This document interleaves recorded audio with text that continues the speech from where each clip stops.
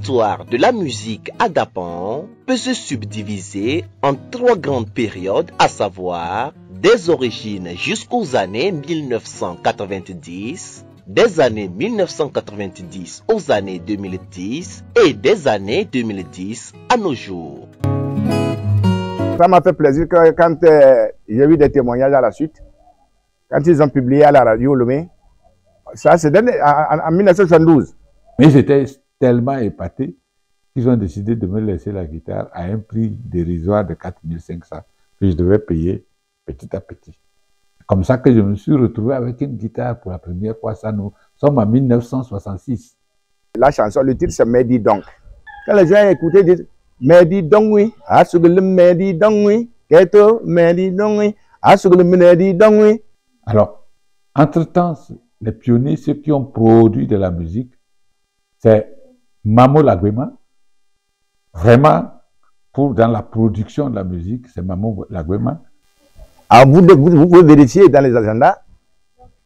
J'ai commencé en 1972. Il n'y avait pas encore un autre.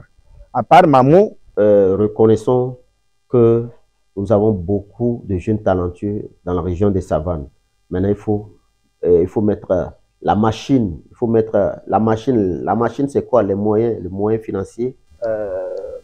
On écoute un peu le Moba partout. Hein. Quand tu vas sur TikTok, n'importe où, c'est rien que Moba. C'est vrai qu'il y a une évolution. Les gens ont commencé par mettre du sérieux dans la musique. Sauf que il y a encore énormément de travail à faire.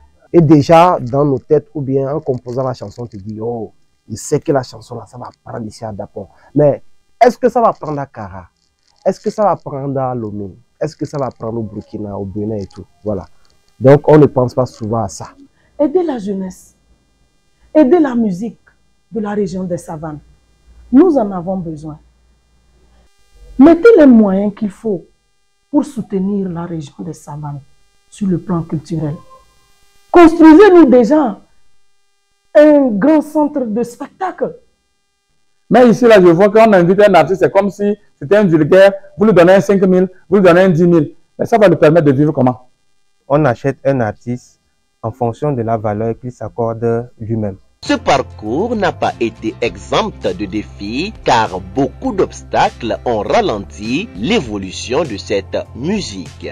Malgré ces obstacles, l'avenir de la musique à Dapan semble prometteur.